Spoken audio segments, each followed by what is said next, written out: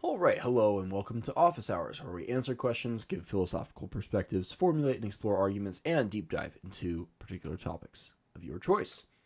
Ian writes, "Where are you in the meantime when you lose consciousness? Can we really trust the theories of clinical psychologists who talk about the subconscious experience, or is this simply a trick?" I love that phrasing at the end because it ties into a late and great philosopher who just left us last year, and his work. We'll get to that in a little bit. This is a fun question because it touches on some of the really big questions in philosophy. And plot spoiler, I'm probably not going to be able to give a satisfactory answer to this, but we'll do our best here. We'll see what we can come up with. The two really big subjects we're looking at here are consciousness. First of all, what is consciousness, and what is the relationship between consciousness and our second big question, which is identity. What are you? And when we're talking about identity, it's what does it mean for you to be you? What would it take to be for something to be identical to itself? In this case, that's you. Let me address the second part of the question first, since it's both. We'll just address the clinical psychologist and the subconscious thing first. The psychologists' theories on subconsciousness, which came from Freud, although we had notions of people thinking things before that maybe, but he really articulated the idea of the subconscious.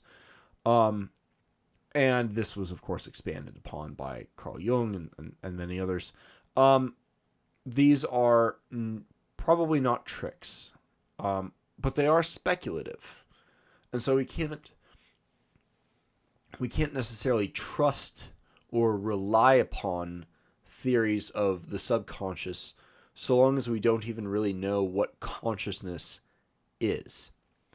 Now, as a matter of just experience and predictive power, some of these theories of the subconscious are more applicable than others. In my own personal experience, I find Jungian interpretation, while sometimes flawed and a little bit overplayed by a certain crowd of online mystics, is still a little bit better and more useful than, for example, Freudian analysis. All of them probably have their place, but none of them are really complete. And as far as I can tell, applying these theories is kind of more of an art than it is a science. And the science people, the psychologists, of course, hate hearing that, but just because something's an art and not a science doesn't mean it isn't real or isn't valid or isn't useful, which from a pragmatist's frame is what real is anyways. So with that sort of throat clearing about the last end, no, I don't think that the theories about the subconscious from the psychologists are tricks. We'll get back to the trick word later. Let's get to the meat and potatoes here. Where are you in the meantime when you lose consciousness? I mean, the framing of the question implies, right, that there is some relationship between you and consciousness. I happen to share that assumption. But what is the nature of that relationship? Are you identical with your consciousness? Is consciousness all there is to you? As in, if you lose consciousness, do you cease to be you? Do you die every time you go to sleep? Really hard, We usually don't think of life in that way. We usually think of we think of very many creatures that we have no reason to think of as conscious as being alive. We look at trees and we categorize plants as living organisms. Now, we might find out, based on new scientific breakthroughs tomorrow, that trees are fungi, the fungi people. They really are conscious, man. They actually have subjective experience. Okay, that would be cool. But if we never got that information, and if in fact we found some sort of concrete falsifying proof that in fact we could somehow know that trees are not conscious, that would not do anything to our categorization of them as living organisms. Now, humans are, of course, not trees, and maybe your identity is more than just being alive, you know.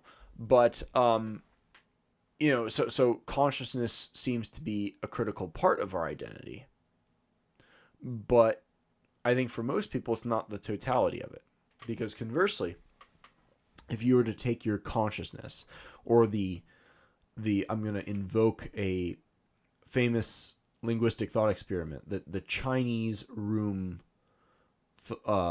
measure of your consciousness. In other words, if you were to replicate the linguistic appearance of your consciousness, if you could create an AI chatbot that sounded so convincingly like you to your friends and family that it, for all intents and purposes, was you, as far as your friends and family via digital interface and text were concerned. Is that you? I think most people would say, no, obviously. That's like some kind of creepy decoy. There's some simulation of me, but that's not me, even though it's replicating an aspect of my identity. So if consciousness is a large part of our identity, or I won't say large, is an important part of our identity, but it's not the totality of our identity, then it seems to imply that when we lose consciousness, our self is divided in some way. And this leads to two questions. One, what is yourself? And two, what is consciousness? Now, unfortunately, and this is where I have to break the bad news, both of these are probably unanswerable questions. On the latter one, the question of consciousness, what is consciousness? The hardest problem in all of philosophy is what's called the hard problem of consciousness. To date, it has not been satisfactorily answered, and I'm sure some people will disagree with me, but they're wrong. No one has a good answer to this question. And the hard problem of consciousness is the following question: how, even in theory, can subjectivity, the experience of what it's like to be something, how can subjectivity arise from matter? Like, how does matter become the experience of things?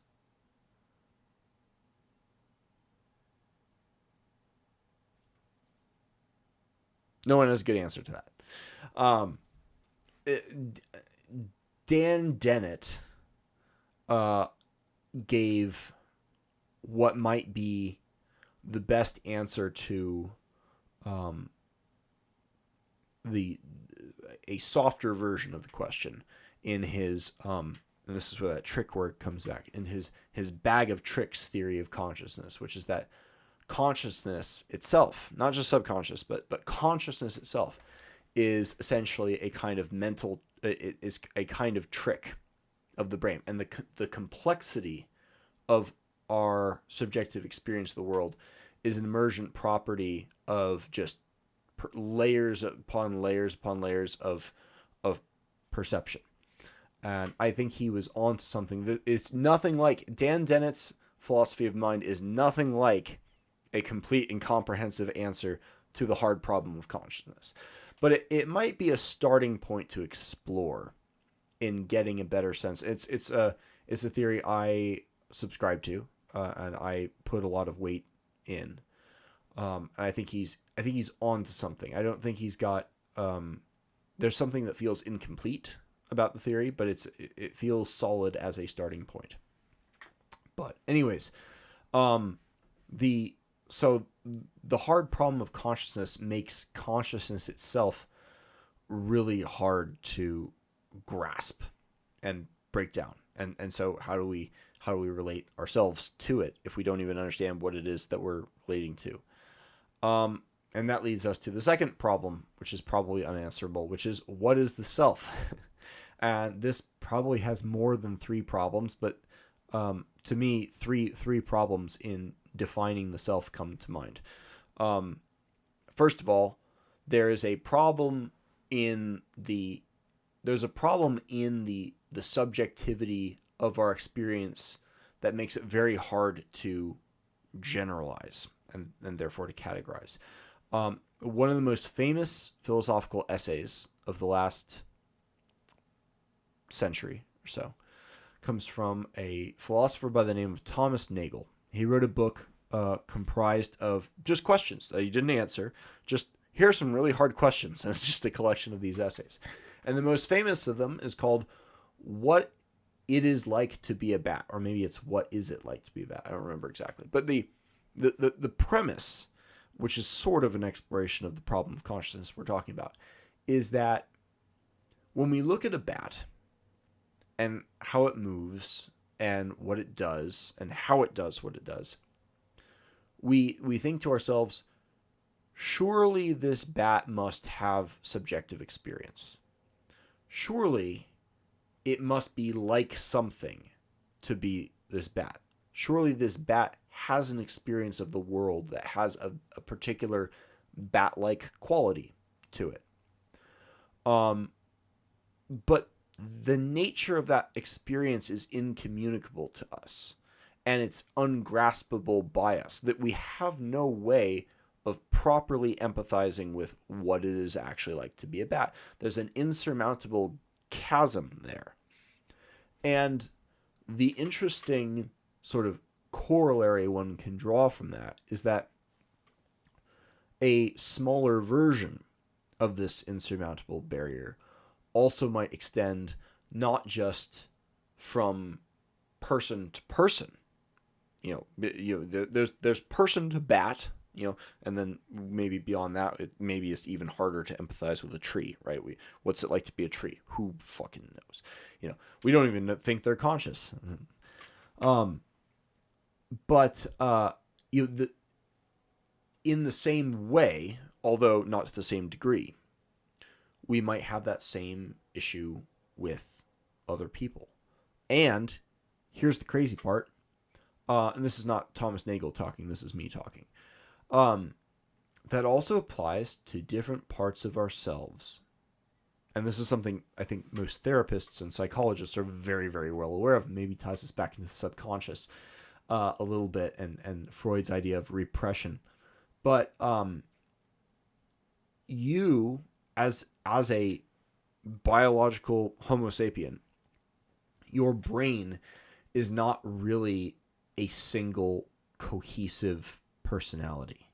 You have different I'm almost certainly misusing the word, so psychology nerds, please forgive me for this. I'm using it in a very broad colloquial sense, but you have different drives. You have different sort of personalities in your head that hopefully, and this is like Plato's idea of justice, are working together towards some mutually beneficial, cohesive end. That all of the different parts of your personality are working together in harmony as a unit for the purpose of your body and your life, and are not in competition with each other. We can look at the worst counterexamples of that by looking outside at the addicts on the street. Their drive for more, chemicals is clearly at odds with their desire for their need for security, high quality social connections, and so forth. And the latter is losing that fight. That's what addiction is. It's your drive for the chemical dependence is overpowering the other parts of your body in a very, very sad way. So, but if we have an insurmountable, maybe, hopefully it's so insurmountable that we can't create harmony anyways, but if we have an empathy gap with ourself and our ability to recognize, if it is impossible for just very, very basic breakdown. It's more complex than this, but let's just call it right brain and left brain, right? It's fairly well established that the right brain and left brain have kind of different natures of their own. And if the right brain can't fully grasp what the left brain is like, and vice versa, then how on earth are we going to get a handle on what the self is? You know? And that's what it all comes back to. Like none of this, this inherent barriers to true understanding of the other or anything that I'm talking about, none of that is an impediment to functioning in the world. We can have good relationships with other people. We can have good relationship with animals. I saw a video earlier today of a guy who had some pet honey badgers.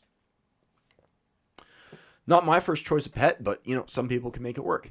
And a certain amount of empathy is required to make that happen. It doesn't have to be complete empathy, but you can make it happen. But when it comes to identifying what is a thing and what is ourselves, and not to sound arrogant on behalf of the species, but I feel like human beings are particularly complicated animals and tricky animals to nail down compared to bats or trees or honey badgers even. It makes defining the concept of the self, if we're going to talk about the self in the sense of being something that might go somewhere when you lose consciousness. We don't normally talk about honey badgers going somewhere when they go to sleep, right? That's how we know they're staying in one place. Unlike the other types. Freaking weasels, man. So the sense of the self that we're trying to get at here, the kind of self that goes somewhere else when you lose consciousness, maybe, or is divided at the very least, is very, very difficult to get a conceptual lasso around when we look at the Thomas Nagel empathy gaps, not just between humans and bats and humans and other humans, but even between the different parts of ourselves. So that's problem one. Problem two, which is maybe the least important problem, is it's just very difficult to get a good label on these things. Maybe that's not even worth mentioning, but I'll put it out there anyways. It's very difficult to capture these things in categories and labels that actually make sense to us in a complete and comprehensive sense. Sort of a non-unique problem, but a big kind of meta problem when we're talking about the self. And third and finally, and maybe as important as the first problem, is change. Humans are always changing. What is the self? What is the self of Theseus here? That is our body. We are told by biologists that our entire skeletons are broken down and reconstructed by osteoclasts and osteoblasts every approximately 7 years or so, probably plus or minus a couple, maybe more with age. Our skin regenerates even faster. We go through this, and various parts of our body and organs, parts of our brain seem to be the exception to this, but only maybe. We don't really know for sure. We're always changing. Our minds are always changing. And our relationships with other people are always changing. So in the face of all this change, in the face of all this Heraclitus river that is our bodies, which moment in that river is the true self of us, or are we the process of change somehow? But also, then there's this calculus problem of if we are the process of change, then at any given moment are we not ourselves because we're static in that flow? I'm probably misapplying the ideas of calculus there, but change creates a famous problem for finding a satisfactory sense of the self that we can use to explore this question. So I don't want to completely black pill my audience on the difficulty of this question. So just to tantalize you a little bit, I will give my my best attempts at answers. And again, you should not take these answers as anything like complete answers or final answers or even necessarily satisfying answers. Hopefully they'll be thought-provoking. But anyways, without further ado, my attempt to address the question of identity was this book, Letter to Anwei, which you can buy on Amazon, but it's also for free on my blog. You can just go read it online without having to buy it, because I don't like making people buy things they don't have the money for or the desire to buy. And I worked from the not just death, but the possibility of suicide. Like, how is suicide evolutionarily possible? This is something that goes back quite some ways. There have been laws against suicide going back 2,000, 3,000 years, you know? It's been a constant thread in human history, is that this possibility of suicide, someone killing themselves. How's that even evolutionarily possible? And not just possible, but so prevalent that we need laws against it, you know? And my thought, like, how does that fit into survival and reproduction? If that's how evolution works, if that's what evolution selects for, wouldn't evolution have selected against suicide? And the answer I came to is that, well, maybe even suicide, as misguided as it is 98% of the time, maybe suicide has persisted because in some cases it does serve an evolutionary purpose. But how could it? Right? If it's evolution, if it's not benefiting the individual, definitionally can't. There's no way you can increase your adaptive your adaptive value, your adaptive capabilities as an organism by killing yourself. It's the opposite. So how, in what context could this be beneficial? What is being benefited? And one way that maybe the other way of thinking about this is, like, that I didn't write about, but perhaps should have. Biologists talk about the problem of altruism, kind of in the same way, because altruism has no benefit to the individual. But I thought that suicide was a more interesting angle. And the answer I came to was that, well, maybe the entity being benefited is not the individual. And the other angle for this, on the other side of the death coin, there are types of organisms, they're not very common, but there are types of organisms out there that are classified as biologically immortal. What biologically immortal means is that they do not have a shelf life. Biologically immortal organisms do not age to death. They can die of disease, they can get killed and eaten, but they don't die of natural causes. And these would include organisms like the Greenland shark and some smaller critters that I don't remember offhand, and like some trees like the bristlecone pine and a few other things like that. How is that possible? And why have other animals not taken the route of biological immortality? Isn't that just better? Well, maybe not. Maybe it's not the organism that's being selected for. Maybe it's the line. And maybe the line benefits when the individual organism dies. Sometimes. And that would be ideally not suicide, but just of old age. They're built with a shelf life to keep things fresh. To keep the adaptive movement going, to keep the organisms to keep the line shifting and molding to the environment so that it doesn't get too stagnant. You'll notice actually that many of these biological organisms are very, very old. Perhaps there were more biologically immortal organisms and they all died.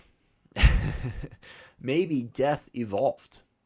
Maybe natural death was an evolved trait of many of these animals, and we are among them. We're not even the longest living of the mammals. I don't think. I think they're like whales and elephants are competitive, and some even surpass us. I could be wrong on that, but in any case, so my view of the self is actually not limited to our individual body.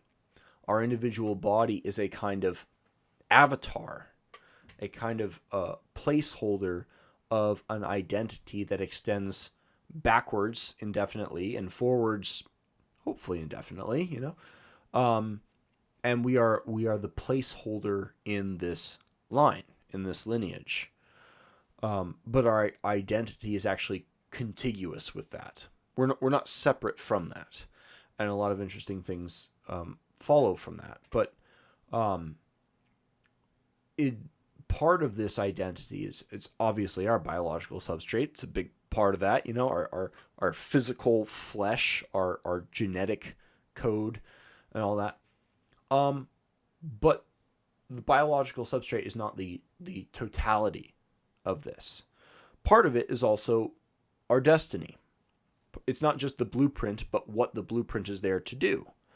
How we are designed to carry on with our lives and to succeed biologically, so reproduction and finding food and so forth. So part of it's the telos and I like to think of it as our destiny. We're built with a kind of purpose. Cats are designed to catch mice and small rodents. They evolved for that purpose, to optimize for it. And I don't want to anthropomorphize too much and sound like a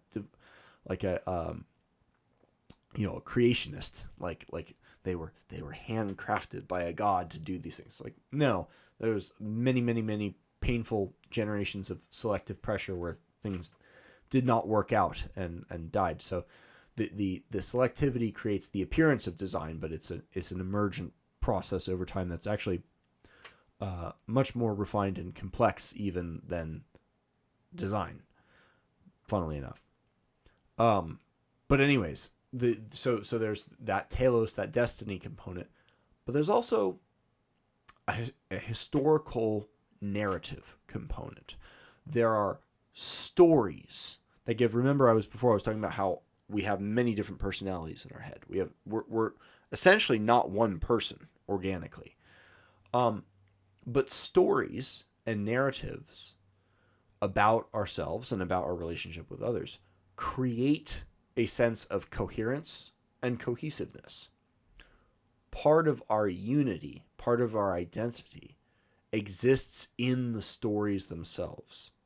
And this, I think, is located in consciousness. Now, I actually did write a little bit about consciousness as well.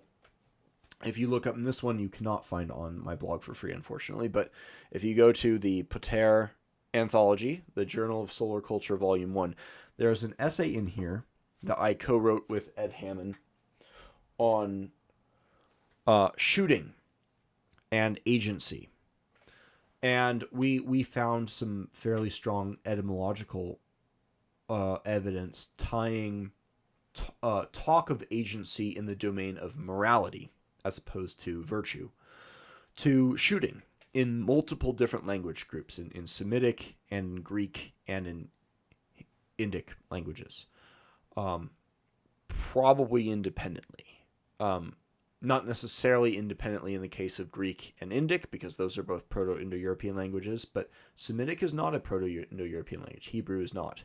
So, probable independent emergence of a connection between shooting and consciousness. And so there's an idea that the concept of agency, which we see expressed in morality, in the distinction between just being good at something, just being like virtuous, versus being responsible for something.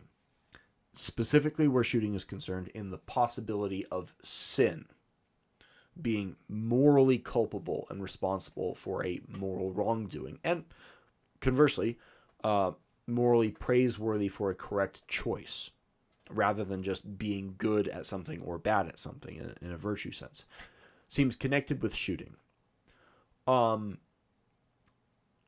would recommend reading that, but it basically, what we came to is an idea of consciousness as a tool that aids in survival in some contexts, but is maybe overemphasized in our identity, and maybe something that is blown up as being more important than it actually is because of its kind of mysterious nature, going back to the hard problem of consciousness, and something that was very adaptive in certain contexts, like shooting, is maybe not adaptive in others.